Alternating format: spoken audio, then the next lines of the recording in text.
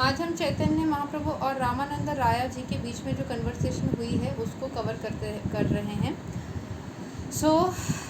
वर्णाश्रम बहुत ज़्यादा इम्पोर्टेंट नहीं है, ये चीज़ के ऊपर डिस्कशन किया था श्री चैतन्य महाप्रभु ने रामानंद राया जी से।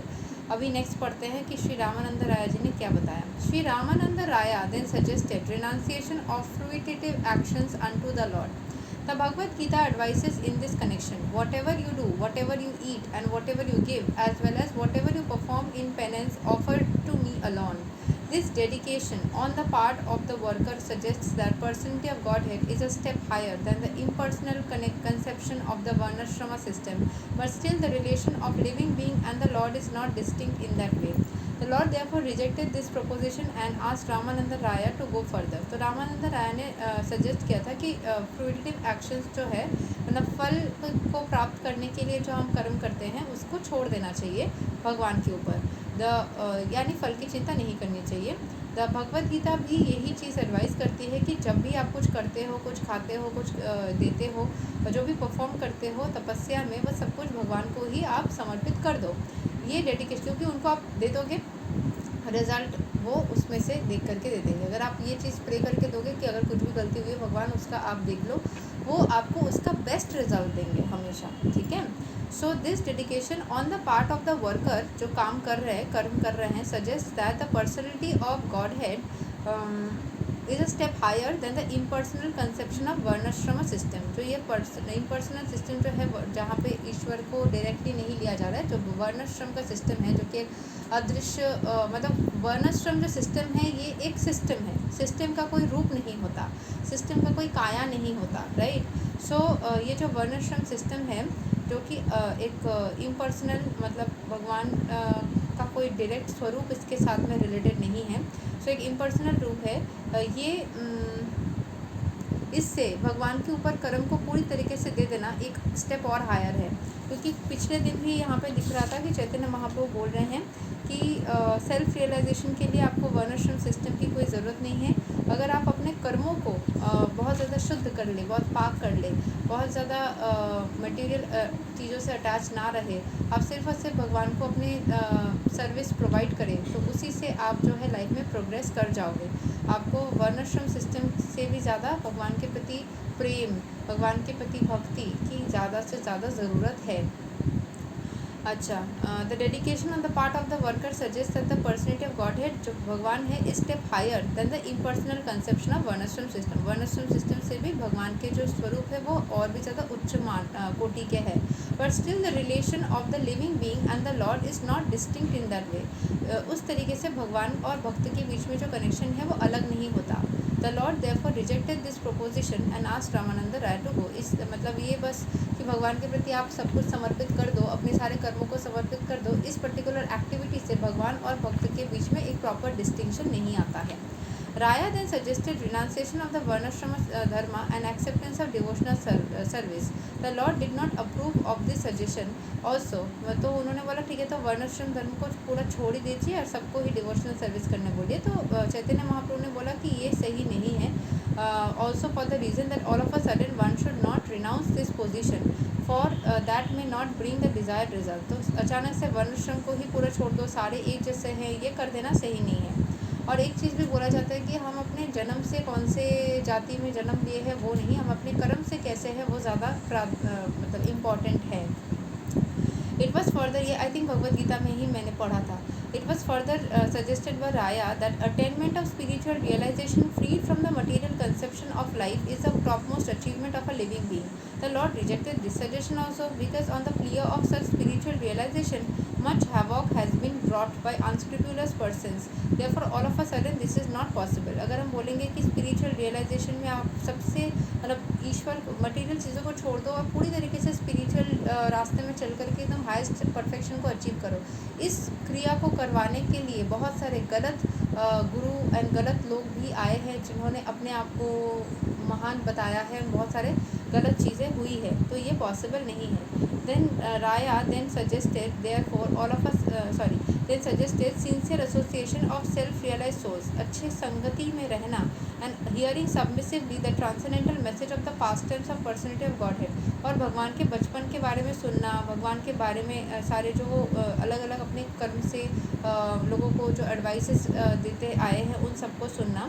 This suggestion was welcome by the Lord. ये सही है, भक्तों के संगति में रहो, अच्छे लोगों के संगति में रहो, उन भगवान के बारे में सुनो, जानो, इससे आपको सुख महसूस होगा और आप नेगेटिविटी से बच जाओगे। This suggestion was made following the footsteps of Brahmaji, who said that personality of Godhead is also as Ajita, the one who cannot be conquered, जिसको जीता नहीं जा सकता, जो सबसे मतलब उच्च है, और अप्रोच बाय एनीवन, जिस तक कोई नहीं पहुंच सकता। But such Ajita also becomes Ajita conquered by one method which is very simple. इस अजीत को, जिसको कोई नहीं जीत सकता, इसको सिर्फ एक तरीके से जीता जा सकता है। अपने एरोगेंट एटीट्यूड को छोड़ दो और खुद को भगवान समझना भूल जाओ। One must be very meek and submissive, बहुत हम्बल बन जाओ, बहुत पीसफुल बन जाओ। The ear to the speeches of transcendental realize souls, सुनो जो सारे शुद्ध भक्त है उनकी वाणियों को सुनो। वो भगवान के बारे में क्या बोल रहे हैं, भगवत धर्म के बारे में क्या बता रहे हैं, जो भगवान की गुण गा रहे हैं वो क्या बता रहे हैं, उन सारे डिवोटीज से उनकी गुण को सुनो। तो glorify a great man in a natural instinct for living beings, but they have not learn to glorify the Lord. किसी इंसान के बारे में अच्छा बोलना तो बहुत आसान हो जाता है, बट किसी भगवान को अच्छे से उनको ग्लोरीफाई करना इतना आसान नहीं है, इसलिए नहीं हो पाता लोगों से। Perfection of life is attained simply by glorifying the lord in association with the self realise devotee of the lord. जब हम एकमात्र हम परफेक्शन को पहुंच सकते हैं लाइफ में जब हम भगवान को ग्लोरीफाई करते हैं, और वो भी अकेले नहीं, और भी डिवोटीज़ के साथ में मिल करके, तब ये बिल्कुल परफेक्शन के साथ होते हैं। The International Society of Krishna Consciousness has been formed for this purpose. क्यों बनाया गया है इस्कॉन? ताकि भगवान को सब भक्तजन एक साथ में मिल करके उनको ग्लोरीफाई करें, उनका गुण गाए, भगवान कितने बढ़िया है। ये चीज़ देखो, एकमात्र अगर आप इसको रियलाइज़ करोगे ना, मतलब जब तक आप इसमें जियोगे नहीं, आप समझ नहीं पाओगे कि बहुत अलग अलग तरीके के डेमीगॉड्स बोलो, गॉड बोलो, जो भी है, सारे हैं, सारे चमत्कारी है, बट कृष्ण भगवान में कुछ तो अलग है, कुछ तो डिफरेंट है, ये चीज़ तो नोटिसेबल है, कुछ मिरेकल वो कर देते हैं, ठीक है। The self realise devotee is he who surrenders unto the lord fully and who does not have any attachment for material prosperity. जो पहले बोला गया था ना कि मटीरियल चीज़ों को छोड़ दो और स्पिरिचुअल रियलाइजेशन के रास्ते में आगे बढ़ जाओ, ठीक है। तो ये चीज़ ऑटोमेटिकली होगा जब आप भक्तजनों के संगत में रह करके पॉजिटिव बातें भगवान के बारे में चर्चा करोगे, तभी आप इस लेवल तक पहुंच पाओगे।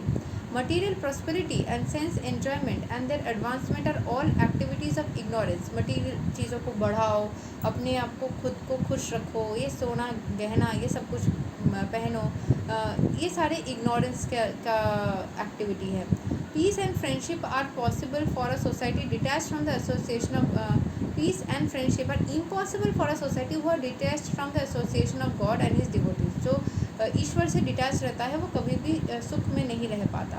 It is imperative therefore that one sincerely seek the association of pure devotees and hear them patiently and submissively from any position of life। तो इसीलिए जो प्योर डिवोटी होता है वो बहुत इम्परेटिव, बहुत हम्बल होकर के, पेशेंस के साथ में सबमिसिव होकर के किसी भी पोजीशन ऑफ लाइफ में हो, चाहे वो राजा हो, वो संत हो, वो ऊंच हो नीच हो, वो बस भक्तों जनों के साथ में बैठ करके भगवान के बारे में श्रवण करता है, भगवान के बारे में सुनता है। The position of a person in the higher और lower status of life does not hamper. वर्णाश्रम से, वर्णाश्रम जैसा है वैसा रहेगा, इंसान की स्टेटस जैसी है उनके कर्मों के हिसाब से आज के दुनिया में वैसी रहेगी। जन्म के हिसाब से आपकी स्टेटस नहीं, आपके कर्म के हिसाब से स्टेटस बनती है अभी, तो वैसी रहेगी। कुछ हद तक जन्म के हिसाब से भी बन सकती है। आप एक रॉयल फैमिली में जन्म लिए हो तो आपकी लाइफ थोड़ी स्मूथ हो जाती है।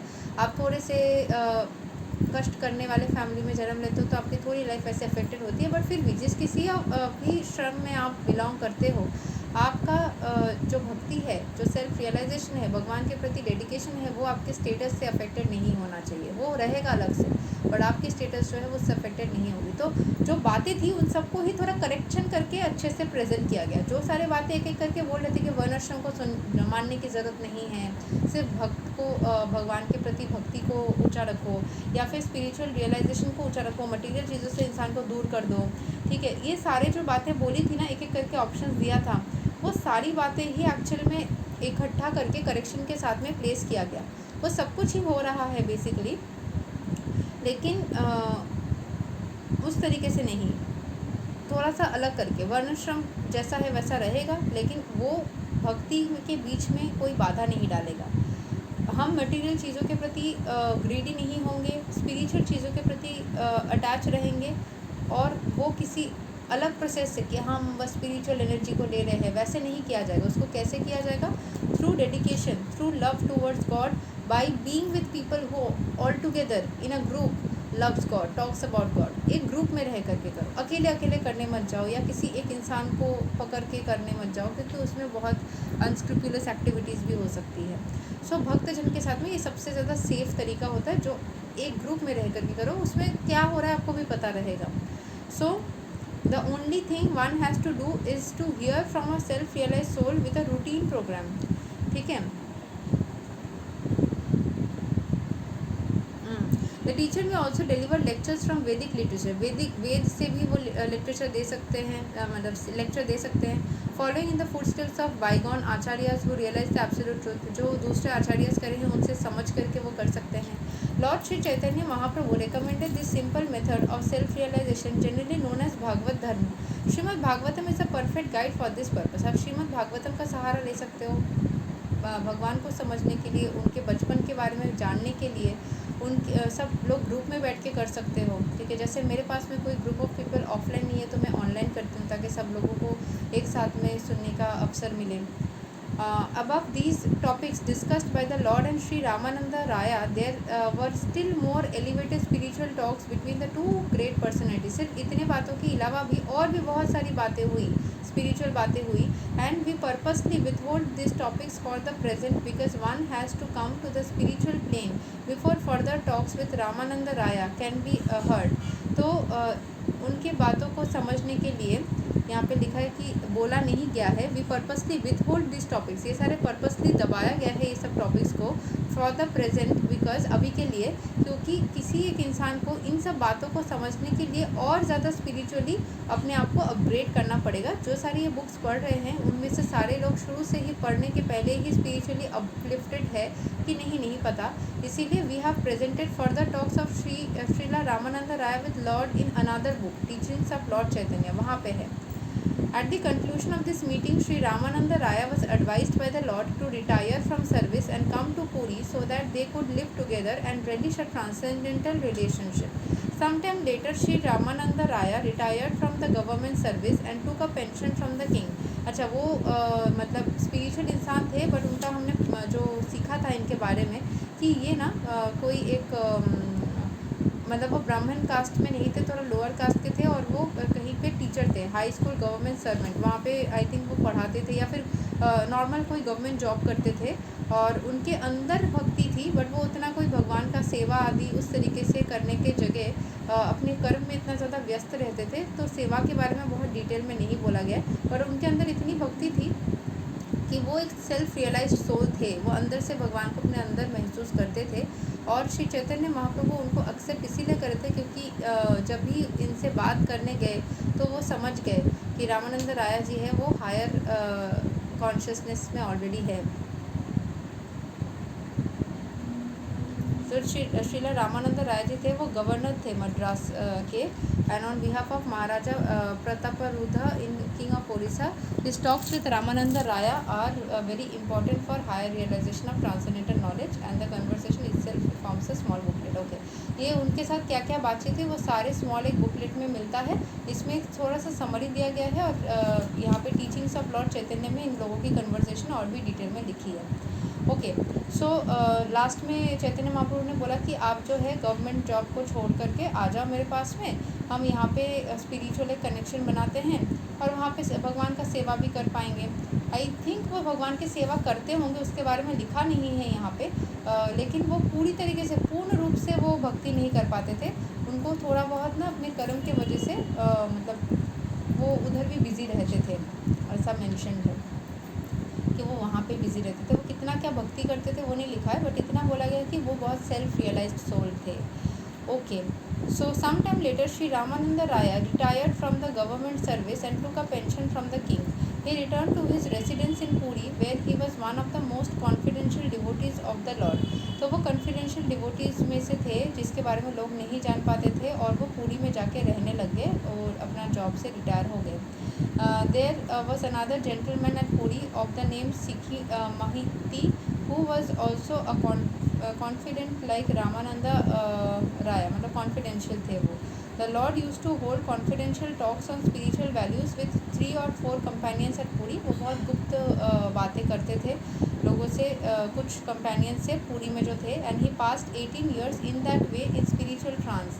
भगवान की बातें करना एक तरीके से भक्ति ही है, तो वो पूरी तरीके से स्पिरिचुअल ट्रांस में रह गए. His talks were recorded by his private secretary Shri Damodar Goswami, one of the most 4 intimate devotees. जो हमने पहले देखा था, हरिदास जी थे, फिर दामोदर गोस्वामी थे, उसके अलावा नित्यानंद जी थे, गदाधर जी थे, शिवासादि थे, अद्वैत जी थे. ये सारे जो उनके थे, उसमें से श्री दामोदर गोस्वामी जो थे वो उनके इंटीमेट डिवोटीज़ में आते हैं, जो कि उनके सारे जो कन्वर्सेशन होता था वो हर जगह पे, जब भी वो कुछ भी होता था वो सब कुछ लिख लेते थे. आई थिंक वही बुक के फॉर्म में वो पब्लिश भी करे थे. यहाँ पे दामोदर जी ने कुछ तो यहाँ पे पहले भी मेंशन किया गया था कि ये चैतन्य महाप्रभु के साथ ही रहते थे, और जो भी वो बोलते थे सब कुछ वो लिख लेते थे और बुक के फॉर्म में ना उसको पब्लिश करते थे. ठीक है. और ये जो हरिदास जी थे ना, यहाँ पे जैसे लास्ट डे भी मेंशन किया था कि हरिदास जी जो कि मतलब भगवान के सबसे प्रमुख भक्तों में से हैं, वो एक मुस्लिम फैमिली से आते थे श्री हरिदास जी. बट यहाँ पे से कोई रिलीजन का नहीं देखा जाता था, एक्सेप्ट कर लिया जाता था किसी भी रिलीजन से हो. ठीक है. हमने पहले जब एकदम स्टार्टिंग में पढ़ा था ना, उसमें हमने देखा था कि जो ये चीज़ है कि एकदम स्टार्टिंग में कुछ वो अद्वैत जी और साथ में और यहाँ पे कुछ लोगों के डिवोटीज़ के नाम थे. तो वृंदावन दास ठाकुर, फिर लोचन दास ठाकुर, कृष्णदास कविराज गोस्वामी, कवि करनापुरा, ये सब बहुत सारे ना डिवोटीज़ के नाम मेंशन थे. उसमें से बहुत इम्पोर्टेंट 2 डिवोटीज़, मतलब 4 डिवोटीज़ के नाम यहाँ पे थे. मैं उसको थोड़ा सा चेक कर लेती हूँ. तो पेज 10 में यहाँ पे मिलता है कि श्रीला नित्यानंद प्रभु और ठाकुर हरिदास, मतलब हरिदास ठाकुर, ये दोनों जो थे वो उनके फॉलोअर्स में से थे, जिनको भगवान भेजते थे to chief whips of his party from door to door to preach Srimad Bhagavatam. सबके घर जा जाकर श्रीमद् भागवतम वो सिखाते थे. और श्रीवासा ठाकुरा, जो श्रीवासा और अद्वैत प्रभु थे, वो चीफ हाउस होल्डर डिसाइपल्स थे. वो ब्राह्मण कम्युनिटी से थे. चैतन्य जी महाप्रभु के जो भी मूवमेंट था उसको सपोर्ट करते थे और मतलब प्रचार आदि करते थे. वो हाउस होल्डर थे, ब्राह्मण हाउस होल्डर थे. और जो अभी हमने जाना कि दामोदर गोस्वामी जो है वो भगवान के हर एक एक्टिविटीज़ को बुक में लिखने का काम करते थे. ऐसे और भी बहुत सारे भक्त हैं, और जो मंत्र है ना, जय श्री कृष्ण चैतन्य प्रभु नित्यानंद श्री अद्वैत गदाधर श्रीवासादि गौर भक्तवृंद, इसमें से ना हरिदास ठाकुर का नाम नहीं है. और गदाधर जी के बारे में यहाँ पे मेंशन था. गदाधर जी कौन थे उसके बारे में मेंशन था, इसको भी मैं एक बार चेक कर लेती हूँ. गदाधर जी का भी मेंशन था. मुझे बुक से तो मिल नहीं रहा था, तो मैंने ना ऐसे ही गूगल में सर्च किया कि गदाधर पंडित के बारे में. तो मुझे यहाँ पे जो पता चला कि गौड़ीय वैष्णव फिलोसफी में जो गदाधर पंडित है वो श्रीमती राधा रानी का स्वरूप रह चुके हैं. एंड चैतन्य महाप्रभु जो कि कृष्ण के स्वरूप है, राधा रानी के कॉम्प्लेक्शन में, उतना गौर वर्ण में, लेकिन कृष्ण भगवान in the form of Radha Rani's energy, जो चैतन्य महाप्रभु है उनके इटर्नल जो कंसोर्ट या फिर इटर्नल जो संगिनी है वो है श्रीमती राधा रानी इन अ मेल फॉर्म एज गदाधर पंडित. तो ये जो है मतलब गदाधर पंडित को राधा रानी का रीइंकर्नेशन माना जाता था. एंड कभी कभी जो कोई जगह पे बिलीव किया गया है कि वो एक कंबाइंड इनकारनेशन है ऑफ राधा रानी एंड ललिता देवी। ललिता देवी की भी कुछ एनर्जीज उनके अंदर दिखती है। कंबाइंड इनकारनेशन बोलने का मतलब यही है कि जब भी हम राधा रानी और मतलब किसी एक जन का साथ में संग में रहते तो हम उनके जैसे बन जाते हैं। तो अगर राधा रानी हमेशा ललिता देवी के साथ में रहती थी तो उनके अंदर कुछ ललिता देवी की एनर्जीज भी आ जाएंगी, है ना, एनर्जीज इंटरमिंगल करते रहेंगे, तो जैसे केमिकल रिएक्शन जैसा ही। तो गौर लीला में ना ये चीज़ चैतन्य महाप्रभु खुद को कृष्ण के स्वरूप में रखे, उनकी इमोशनल एनर्जी और जो फिज़िकल कम्प्लेक्शन थी वो राधा रानी की थी, बट वो स्वयं कृष्ण भगवान का अंश है। और गदाधर जो है वो राधा रानी ही है, जो एक मेल फॉर्म में है। और ये बचपन में ना ऐसे बचपन में खेलते थे, राधा कृष्ण का खेल खेलते थे, ठीक है। तो ऐसा कहीं कहीं पे जैसे ललिता देवी का भी वर्णन है, तो इस तरीके से बोला गया। बट मैंने इस बुक में ना गदाधर पंडित के बारे में कहाँ पे पढ़ा वो मुझे ना मिल नहीं रहा है कहीं ना कहीं।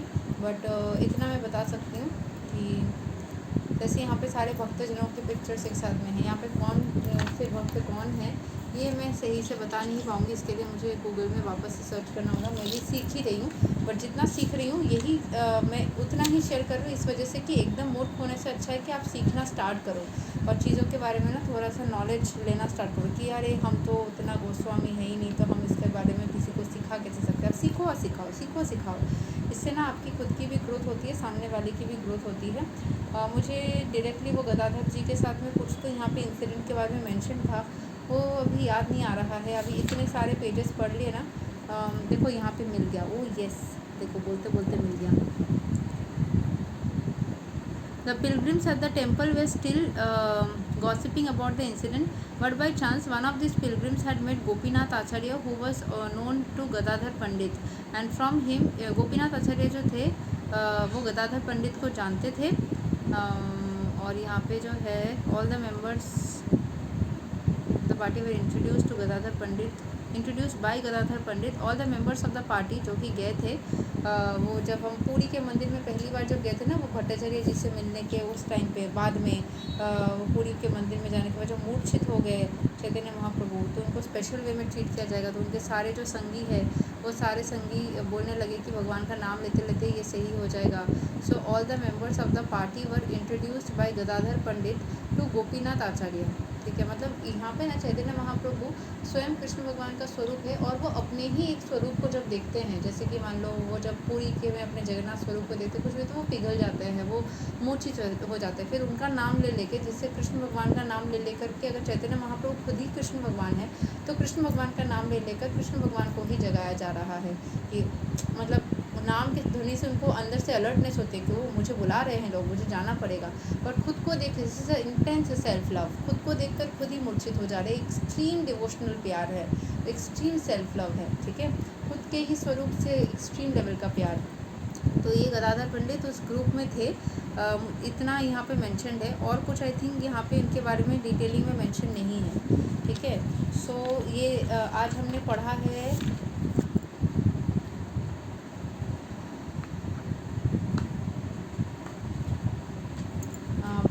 पेज नंबर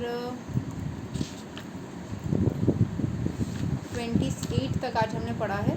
फिर the Lord extensively travelled all over the southern part of India. तो ये ट्रैवलिंग में क्या क्या हुआ उसके बारे में तुकाराम जी के साथ में यहाँ पे महाराष्ट्र में क्या हुआ और बाकी सारी डिटेल्स ना हम पढ़ेंगे कल। और ये बहुत जल्दी ख़त्म होने वाला है। आज हमने 20 तक पढ़ लिया और बहुत जल्द 6-7 पेजेस से 10 पेजेस से थोड़ा कम 8 पेजेस के अप्रॉक्स है कि हम बहुत जल्द ख़त्म कर लेंगे। Thank you so much. Hare Krishna, Radhe Radhe, जय श्री राम।